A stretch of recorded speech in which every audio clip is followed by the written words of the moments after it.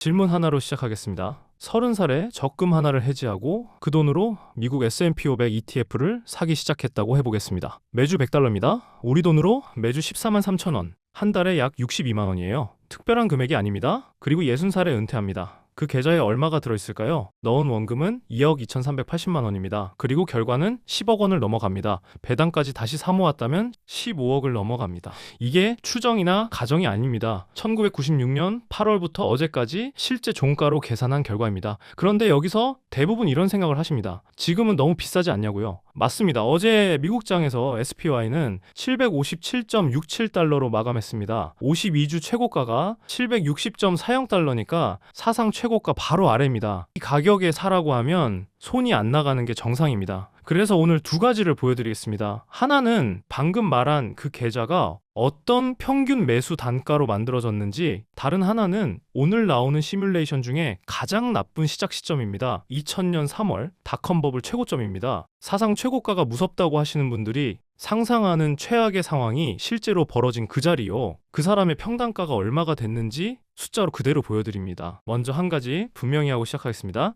S&P 500은 짧은 기간에 큰 수익을 내려고 사는 상품이 아닙니다. 반대입니다. 하루하루 계좌를 열어보고 놀라지 않으면서 큰 손실 걱정 없이 오래 끌고 가려는 분들을 위한 상품입니다. 은퇴를 앞두고 계시거나 물가 상승률만큼은 확실히 따라가고 싶으신 분들에게 특히 그렇습니다. 오늘은 그게 숫자로 정말 성립하는지 확인합니다. 순서는 이렇습니다. 첫째, SPY와 VO와 IVV 중에 뭘 사야 하는가? 둘째, S&P 500이 하락장에서 어떻게 버티는가? 셋째, 5년부터 30년까지 적립했을 때의 실제 결과. 넷째, 같은 돈을 한 번에 넣었을 때, 그리고 정기적금에 넣었을 때와의 비교. 다섯째, 닷컴 버블과 금융위기 최고점에서 시작했다면 어떻게 됐는가? 이 영상은 순서대로 보셔야 합니다. 앞에서 평단가가 만들어지는 원리를 잡고 가야 뒤에 나오는 숫자가 왜 그 숫자인지 보입니다. 그리고 마지막에 나오는 두 구간이 오늘의 핵심입니다. 지금 못 사는 이유가 고점이 무서워서라면 역대 최악의 고점에서 시작한 사람의 결과를 보시고 나면 판단이 달라지실 겁니다. 알림 설정 해두시면 새 자료를 바로 받아보실 수 있습니다. 숫자를 보여드리기 전에 조건을 다 공개하겠습니다. 처음 보시는 분이라면 제 계산을 믿을 근거가 없으니까요. 조건을 아시면 직접 따라 해보실 수 있습니다. 첫째, 기준가는 2026년 8월 3일 SPY 종가 757.67달러입니다. 모든 수익률이 이 가격 기준입니다. 둘째, 매수는 주 1회 $100 정액입니다. 강도에 따라 금액을 늘리지 않고 전부 똑같이 넣었습니다. 셋째, 사용한 가격은 전부 실제 종가입니다. 추정치나 평균값이 아닙니다. 넷째, 배당은 두 가지 기준을 다 준비했습니다. 배당을 전혀 반영하지 않은 기준이 기본이고, 배당을 전액 다시 사모은 기준도 따로 계산해서 뒤에 나란히 놓았습니다. 배당을 뺀 쪽이 더 보수적인 숫자니까 그걸 먼저 보시게 됩니다. 다섯째, 환율은 현재 환율인 1달러 1,430원으로 통일했습니다. 계산 자체는 달러로 하고 체감이 되도록 마지막에 원화로 환산만 했습니다. 여섯째, 세금은 반영하지 않았습니다. 팔 때 내는 세금은 매도기간, 직투 또는 ISA 계좌, 연계 등 개인 상황에 따라 달라지는 부분이라 제외했습니다. 이 6가지가 오늘 나오는 모든 숫자의 전제입니다. 먼저 종목 문제를 끝내겠습니다. 셋 다 S&P 500을 그대로 따라가는 ETF입니다. 담고 있는 종목이 사실상 같고 수익률 차이도 소수점 수준입니다. 그럼 뭐가 다른가? 첫 번째는 운용 보수입니다. SPY는 0.09%, VO와 IVV는 각각 0.03%입니다. 3배 넘게 차이 납니다. 1년만 보면 1억당 6만 원대라 별거 아닌 것 같은데 이건 매년 자산 전체에서 빠져나가는 비용입니다. 30년을 굴리면 복리로 누적됩니다. 두 번째는 펀드 구조입니다. 여기서 오해가 많은데 정확히 말씀드리겠습니다. 셋 다 배당은 현금으로 우리 계좌에 들어옵니다. 그 돈으로 다시 사는 건 우리가 직접 해야 합니다. 국내 증권사는 미국 주식 자동 재투자를 대부분 지원하지 않으니까요. 이건 세 종목이 똑같습니다. 차이는 우리 계좌가 아니라 펀드 안쪽에 있습니다. SPY는 1993년에 만들어진 가장 오래된 ETF인데 그 시절 방식인 유닛 투자 신탁 구조로 되어 있습니다. 그래서 500개 기업에서 배당이 들어와도 분기 지급일까지 그 돈을 현금으로 들고 있어야 합니다. 그 사이에 시장이 오르면 그만큼 놓칩니다. VO와 IVV는 일반 펀드 구조라 들어온 배당을 바로 지수에 다시 넣을 수 있고 보유 주식을 대여해서 추가 수익도 냅니다. SPY는 그게 안 됩니다. 하나하나는 작지만 30년이면 쌓입니다. 세 번째는 거래대금입니다. 여기서는 SPY가 압도적입니다. 세계에서 가장 많이 거래되는 ETF 중 하나예요. 정리하면 이렇습니다. 짧게 사고 팔 생각이면 거래대금이 압도적인 SPY가 맞습니다. 그런데 우리는 적립식으로 오래 끌고 가려고 S&P 500을 사는 거니까 보수가 낮고 구조가 유리한 VO나 IVV가 효율적입니다. 오늘 계산을 SPY로 한 이유는 하나뿐입니다. 차트가 가장 길게 남아있어서 30년 실측이 가능한 종목이기 때문입니다. 왜 오래 들고 갈 수 있는 지수인지 수익률 말고 구조로 설명드리겠습니다. 이 지수는 미국 시가총액 상위 500개를 그냥 나열한 게 아닙니다. 편입 기준이 있습니다. 미국 기업이어야 하고 시가총액과 유동주식 비율 요건을 넘어야 하고 최근 4개 분기를 합쳐서 흑자여야 하고 직전 분기도 흑자여야 합니다. 그리고 지수위원회가 분기마다 종목을 교체합니다. 기준에 미달하면 빠집니다. 이게 무슨 뜻이냐면 제가 종목을 갈아타지 않아도 지수가 알아서 갈아탄다는 겁니다. 개별주를 들고 있으면 그 회사 실적을 계속 봐야 하고 산업이 꺾이면 팔아야 하고 새로 뜨는 회사로 옮겨야 합니다. 그 판단을 은퇴한 뒤에도 계속해야 해요. S&P 500은 그 작업을 지수가 대신합니다. 30년 전 이 지수의 상위 종목과 지금의 상위 종목은 완전히 다릅니다. 그런데 그 교체 과정에서 우리가 한 일은 없습니다. 그리고 여기서 오해를 하나 풀고 가겠습니다. S&P 500이 500개라서 성장성이 떨어진다고 생각하시는 분들이 계십니다. 그렇지 않습니다. 지금 이 지수의 상위 종목은 우리가 나스닥에서 보는 대형 기술주들과 거의 같습니다. 상위 7개 기업이 지수의 35% 안팎을 차지하고 있어요. 그러니까 하나만 사도 미국을 끌고 가는 기술 기업들의 성장을 그대로 가져갑니다. 동시에 나머지 65%는 금융, 헬스케어, 소비재, 산업재, 에너지 같은 11개 섹터에 퍼져 있습니다. 기술주가 이끌 때는 함께 올라가고 기술주가 흔들릴 때는 나머지가 받쳐줍니다. 수익률과 안정성을 동시에 가져가는 구조가 바로 이겁니다. 방금 말한 구조가 실제로 작동하는지 마침 지금이 확인하기 좋은 시점입니다. 최근 몇 달 반도체와 AI 관련 종목으로 자금이 크게 몰렸다가 조정이 왔습니다. 나스닥 100을 추종하는 QQQ를 보겠습니다. 6월 3일 고점이 748.65달러였고 어제 종가는 700.07달러입니다. 약 6.5% 아래에 있습니다.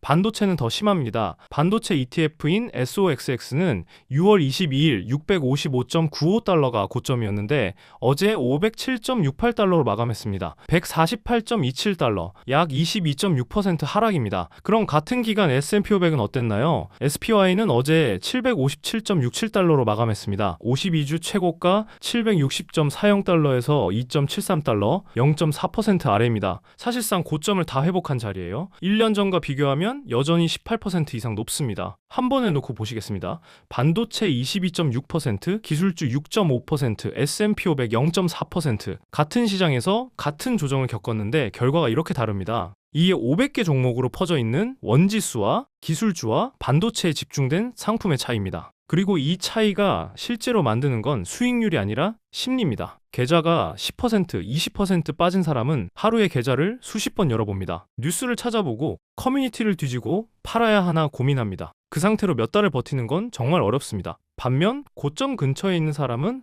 원래 하던 대로 매주 사기만 하면 됩니다. 오늘 30년 동안 한 주도 빼먹지 않고 산 결과를 보여드릴 텐데 그게 가능한 이유가 여기 있습니다. 계좌가 견딜만 해야 계획을 지킬 수 있습니다. 이건 수익률의 문제가 아니라 완주 가능성의 문제입니다. 이제 본론입니다. 1996년 8월 2일부터 어제까지 매주 100달러씩 넣었습니다. 총 1565회입니다. 넣은 돈은 156,500달러, 우리 돈으로 2억 2,380만 원입니다. 결과입니다. 보유 수량 999.4주, 평단가 156.59달러, 평가금액 757,216달러입니다. 원화로 10억 8,282만 원입니다. 수익률은 383.84%입니다. 여기서 눈에 걸리는 숫자가 있으실 겁니다. 999.4주요. 30년을 부었더니 SPY가 거의 정확히 1000주가 됐습니다. 그리고 이 1000주를 만든 평단가가 156.59달러입니다. 지금 가격 757.67달러의 5분의 1이에요. 1996년 8월 SPY는 66.56달러였습니다. 30년 동안 11배가 넘게 올랐는데 그 상승 구간을 전부 통과하면서 매주 사들인 결과가 156달러에서 멈춘 겁니다. 왜 이렇게 낮게 만들어질까요? 금액을 고정하면 가격이 쌀 때 자동으로 더 많은 수량을 사게 됩니다. 66달러일 때 100달러로 1.5주를 사고 757달러일 때는 0.13주를 삽니다. 10배 이상 차이가 나요. 그래서 초반에 싼 가격들이 평단가에 훨씬 무겁게 반영됩니다. 감이나 실력의 문제가 아니라 그냥 산수입니다. 그리고 이 계산에는 배당이 한 푼도 안 들어가 있습니다. 30년간 SPY가 지급한 배당금을 전부 무시한 결과가 10억 8,282만 원이란 뜻입니다. 30년이 너무 먼 얘기처럼 들리실 수 있으니 기간을 줄여보겠습니다. 전부 같은 조건 8월 초 시작 주 1회 100달러입니다. 20년입니다. 2006년 8월 3일부터 1044회 원금 10만 4,400달러 1억 4,929만 원을 넣었습니다. 평단가 200.43달러 평가 금액 39만 4,660달러입니다. 원화 5억 6,437만 원 수익률 278.03%입니다. 10년입니다. 2016년 8월 3일부터 522회 원금 52,200달러 7,465만 원입니다. 평단가 360.20달러 평가 금액 10만 9,799달러 원화 1억 5,701만 원입니다. 수익률 110.34%입니다. 5년입니다. 2021년 8월 3일부터 261회 원금 26,100달러 3,732만 원입니다. 평단가 498.27달러 평가 금액 39,687달러 원화 5,675만 원입니다. 수익률 52.06%입니다. 4개를 나란히 놓으면 흐름이 보입니다. 평단가가 498달러, 360달러, 200달러, 156달러로 계단처럼 내려갑니다. 기간이 길어질수록 낮은 가격 구간을 더 많이 통과했다는 뜻입니다. 그리고 5년만 넣어도 원금 3,732만 원이 5,675만 원이 됩니다. 5년 만기 적금으로 원금의 절반이 붙는 상품은 없습니다. 여기서 이제 프레임을 하나 바꿔보겠습니다. 30년에 383%라고 하면 크게 안 들리실 수 있습니다. 그런데 연 몇 퍼센트 복리였는지로 환산하면 완전히 다르게 보입니다. 5년 구간은 연 17.04%, 10년 구간은 연 14.30%, 20년 구간은 연 11.89%,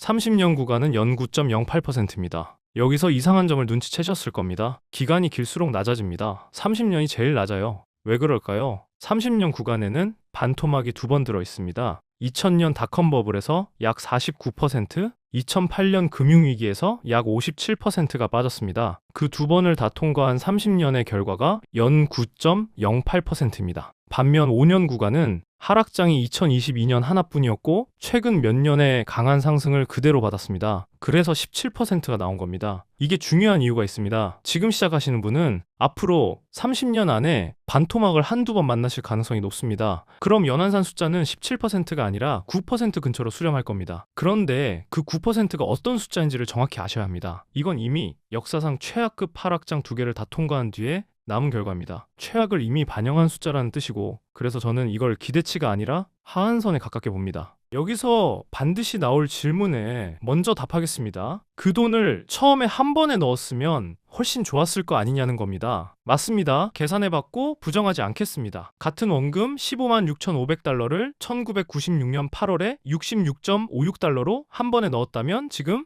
178만 1,481달러입니다. 원화 25억 4,752만 원이에요. 적립식 10억 8,282만 원과 비교하면 14억 6,470만 원 차이입니다. 20년도 마찬가지입니다. 거치식 8억 8,081만 원대, 적립식 5억 6,437만 원, 10년은 2억 6,162만 원대, 1억 5,701만 원입니다. 구간 전부 거치식이 이깁니다. 그런데 이 비교에는 함정이 하나 있습니다. 시장에 머문 시간이 다릅니다. 거치식 15만 6,500달러는 처음부터 끝까지 30년을 꽉 채워 굴렀습니다. 적립식은요, 1996년에 넣은 첫 100달러는 30년을 굴렀지만 지난주에 넣은 100달러는 일주일밖에 안 됐습니다. 1565회 전체를 평균 내면 자금이 시장에 머문 기간은 15년 정도입니다. 절반의 시간으로 383%를 만든 겁니다. 그래서 연환산으로 맞춰보면 이렇게 나옵니다. 30년 거치식은 연 8.44%, 적립식은 연 9.08%입니다. 20년은 9.28%대 11.89%, 10년은 13.36%대 14.30%입니다. 총액은 거치식이 이기는데 투입된 돈 1달러당 효율로는 적립식이 뒤지지 않습니다. 거치식의 문제가 두 가지 있습니다. 첫 번째는 시작 시점입니다. 방금 나온 연한산 숫자를 다시 보시면 이상한 게 보입니다. 1996년에 들어간 사람은 연 8.44%, 2006년은 9.28%, 2016년은 13.36%, 2021년은 11.42%입니다. 같은 종목이고 같은 거치식인데 시작 시점 하나로 8%대와 13%대가 갈립니다. 4%포인트 넘는 차이예요. 2006년 8월에 들어간 사람은 2년도 안 돼서 금융위기를 맞았습니다. 계좌가 반토막 나고 회복하는데 몇 년이 걸렸습니다. 2016년에 들어간 사람은 곧바로 강세장을 탔습니다. 실력 차이가 아니라 그냥 언제 들어갔느냐입니다. 그리고 연 4%포인트 차이가 20년 복리로 굴러가면 최종 금액이 2배 넘게 벌어집니다. 잘 되면 훨씬 좋은데 그 결과가 내가 통제할 수 없는 변수 하나에 걸려 있는 겁니다. 두 번째 문제가 더 근본적입니다. 30년 거치식으로 25억을 만들려면 1996년에 2억 2,380만 원이 이미 있어야 합니다. 1996년에 2억 2천만 원이 어느 정도 돈이었는지 생각해 보시면 좋겠습니다. 그리고 그 돈이 있었다고 가정해도 문제가 남습니다. 그걸 30년 동안 한 번도 안 건드리고 있어야 해요. 1997년 외환위기를 지나면서 2000년에 계좌가 반토막 나는 걸 보면서 2008년에 또 반토막 나는 걸 보면서요. 그 사이에 결혼도 하고 집도 사고 아이도 키워야 합니다. 저는 이게 가능하다고 생각하지 않습니다. 월 50만 원짜리 적금을 3년 만기까지 채우는 것도 중간에 몇 번은 흔들립니다. 급하게 돈이 필요할 때 가장 먼저 손이 가는 게 그 적금이니까요. 2억이 넘는 목돈을 30년 손대지 않는 건 완전히 다른 난이도입니다. 그래서 거치식과 적립식 비교는 사실 성립하지 않는 비교입니다. 실제로 선택 가능한 방법은 하나예요. 월급날에 적금 대신 사는 겁니다. 그럼 진짜 대안과 비교해 보겠습니다. 적금이요. 매달 62만 원을 적금에 넣는다고 해보겠습니다. 금리는 연 3%로 잡았습니다. 요즘 시중은행 정기예금과 적금 금리가 대체로 3% 안팎이니까 넉넉하게 잡은 편입니다. 이자에 붙는 세금도 빼고 계산했습니다. 5년이면 약 4천만 원입니다. 같은 기간 SPY는 5,675만 원이었습니다. 10년이면 적금은 약 8,500만 원, SPY는 1억 5,701만 원입니다. 20년이면 적금 약 1억 9천만 원, SPY 5억 6,437만 원, 30년이면 적금 약 3억 3천만 원, SPY 10억 8,282만 원입니다. 금액 차이가 7억 5천만 원 안팎입니다. 그런데 여기서 진짜 봐야 할 건 최종 금액이 아닙니다. 격차가 벌어지는 모양이에요. 5년에는 1.4배, 10년에는 1.9배, 30년에는 3.2배입니다. 시간이 갈수록 차이가 커지는 게 아니라 커지는 속도 자체가 빨라집니다. 이게 복리라는 말의 실제 모양입니다. 그리고 하나 더 있습니다. 예금과 적금은 이자가 붙을 때마다 그때그때 세금을 떼갑니다. 주식은 팔 때까지 세금이 없고 팔 때 한 번 냅니다. 30년 동안 세금을 안 떼고 굴러가는 것과 매년 떼면서 굴러가는 것은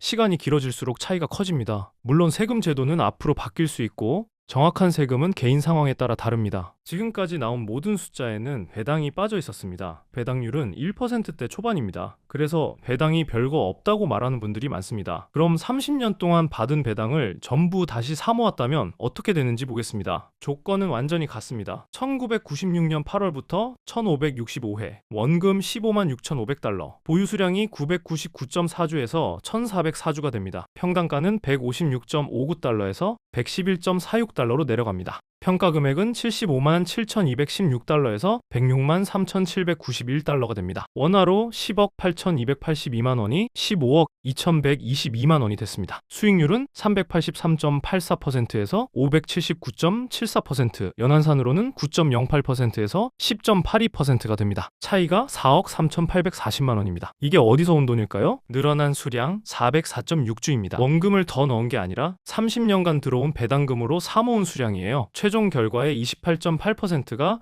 배당에서 나왔습니다. 1%대 배당률이 30년을 굴러가면 이렇게 됩니다. 그래서 이 부분은 꼭 챙기셔야 합니다. 국내 증권사는 자동으로 해주지 않으니 분기마다 배당이 들어오면 직접 다시 사셔야 합니다. 1년에 4번 버튼을 누르는 작업이고 그 작업의 값이 30년 뒤 4억 3,840만 원입니다. 다만 이 계산에는 배당에 붙는 세금이 빠져 있습니다. 실제로는 배당에서 세금이 먼저 빠지고 재투자되니 이보다는 낮게 나옵니다. 그 부분만 감안해서 보시면 됩니다. 여기까지 보신 숫자는 전부 하락이든 상승이든 관계없이 매주 똑같이 100달러를 넣은 결과입니다. 저는 여기서 한 단계를 더 씁니다. 화면에 2020년 코로나 구간과 2025년 관세 구간의 차트가 있습니다. 삼각형이 제가 쓰는 매수 신호입니다. 노란색은 하락이 시작될 때, 빨간색은 하락이 깊어질 때, 보라색은 바닥 구간에 근접했을 때 켜집니다. 위치를 보시면 됩니다. 두 구간 모두 보라색이 저점 근처에 정확히 찍혀 있습니다. 코로나는 2020년 3월 급락 구간, 관세는 2025년 4월 급락 구간이에요. 저는 이 신호 강도에 따라 회차당 금액을 늘립니다. 바닥 근처에서 수량을 훨씬 많이 담아서 평단가를 더 효율적으로 내리는 방식입니다. 코로나 구간은 13회에 평단가 273.64달러, 지금 기준 176.9%입니다. 2025년 관세 구간은 12회에 평단가 556.00달러, 36.3%입니다. 다만 처음 하시는 분께는 신호를 보지 말고 그냥 매주 사시라고 말씀드립니다. 남이 만든 기준으로는 하락을 버티기 어렵습니다. 근거가 내 안에 없으니까요. 먼저 완주를 몇 번 경험하시고 그 다음에 본인 기준을 만드시는 순서가 맞습니다. 그리고 지금부터 보실 두 구간은 신호를 아예 보지 않고 하필 최악의 고점부터 기계적으로 사기만 한 경우입니다. 2000년 3월입니다.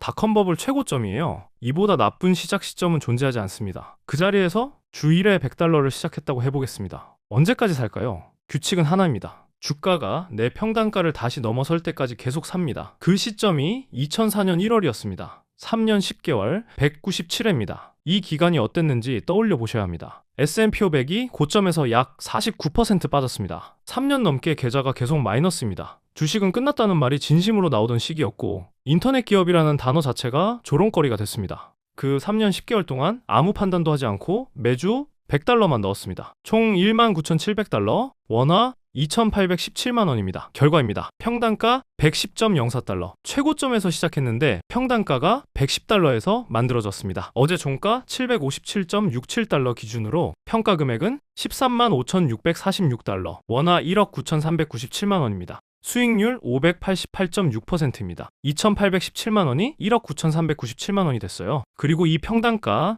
110.04달러를 아까 30년 균등 적립 평단가 156.59달러와 비교해 보시면 됩니다. 역대 최악의 고점에서 시작한 사람의 평단가가 30년 평균보다 46달러 낮습니다. 하락이 깊고 길었기 때문입니다. 한 번 더 보겠습니다. 2007년 10월 금융위기 직전 고점입니다. 같은 규칙으로 시작해서 주가가 평단가를 회복한 2009년 10월경까지 약 2년 동안 106회를 넣었습니다. 총 16,600달러, 원화 1,516만 원입니다. 이 구간의 하락은 닷컴보다 더 깊었습니다. 약 57%예요. 은행이 파산하고 자본주의가 끝났다는 말이 나오던 시기였습니다. 결과는 평단가 107.63달러, 평가금액 74,619달러, 원화 1억 671만 원입니다. 수익률 604.0%입니다. 여기서 두 구간을 겹쳐보시면 흥미로운 게 나옵니다. 닷컴 구간 평단가는 110.04달러, 금융위기 구간 평단가는 107.63달러입니다. 7년 반이나 떨어진 두 사건인데 평단가가 2.41달러밖에 차이 나지 않습니다. 그리고 둘 다 지금 가격의 7분의 1 수준입니다. 하나 더 짓겠습니다. 만약 2000년 3월 고점에 목돈을 한 번에 넣었다면 어땠을까요? S&P 500이 그 고점을 다시 회복한 건 2007년입니다. 7년을 기다려야 했고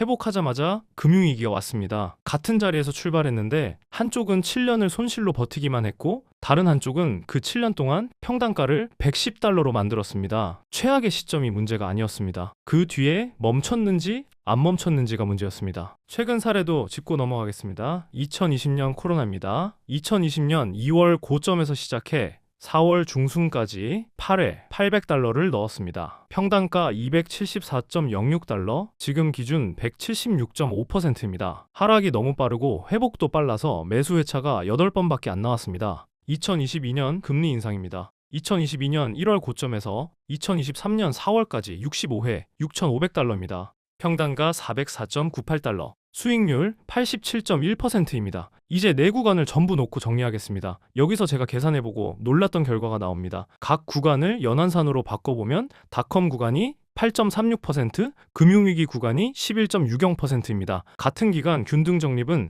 30년이 9.08%, 20년이 11.89%였습니다. 거의 같습니다. 닷컴은 0.72%포인트 낮고 금융위기는 0.29%포인트 낮습니다. 이게 오늘의 결론입니다. 역대 최악의 두 고점에서 시작한 대가가 연 0.3에서 0.7%포인트였습니다. 30년 동안 아무 생각 없이 매주 산 사람과 역사상 최악의 두 버블 꼭대기에서 시작한 사람의 결과가 사실상 같다는 뜻입니다. 그러니까 지금 SPY가 757달러라서 사상 최고가라서 못 사겠다는 판단은 이 데이터 안에서는 근거를 찾기 어렵습니다. 시작 시점은 결과를 거의 바꾸지 못했습니다. 결과를 바꾼 건 멈췄는지 안 멈췄는지 하나였습니다. 정리하겠습니다. 첫째, SPY와 VOO와 IVV 중에 오래 들고 갈 거면 보수가 낮고 펀드 구조가 유리한 VOO나 IVV입니다. 짧게 사고 팔 거면 거래 대금이 압도적인 SPY입니다. 둘째, 매주 100달러, 월 약 62만 원을 30년 넣으면 원금 2억 2,380만 원이 10억 8,282만 원이 됩니다. 배당까지 다시 사모으면 15억 2,122만 원입니다. 셋째, 같은 돈을 적금에 넣으면 약 3억 3천만 원입니다. 차이가 7억을 넘습니다. 넷째, 닷컴 버블과 금융위기 최고점에서 시작해도 연환상 결과는 균등 적립과 사실상 같았습니다. 최악의 시점이 가져간 대가는 연 1%포인트도 되지 않았습니다. S&P 500은 빠르게 부자가 되는 상품이 아닙니다. 대신 30년 뒤에 확실하게 다른 자리에 있게 만들어주는 상품이고 그 30년을 완주할 수 있게 만들어주는 게 이 지수의 하락 방어력입니다. 하루하루 계좌를 확인하지 않아도 되는 투자가 결국 가장 오래 갑니다. 다음 영상에서는 나스닥 100을 추종하는 ETF들을 오늘과 똑같은 방식으로 계산해서 보여드리겠습니다. S&P 500과 어떻게 다른지 실제 숫자로 비교하실 수 있습니다. 구독과 알림 설정 해두시면 바로 확인하실 수 있습니다. 감사합니다.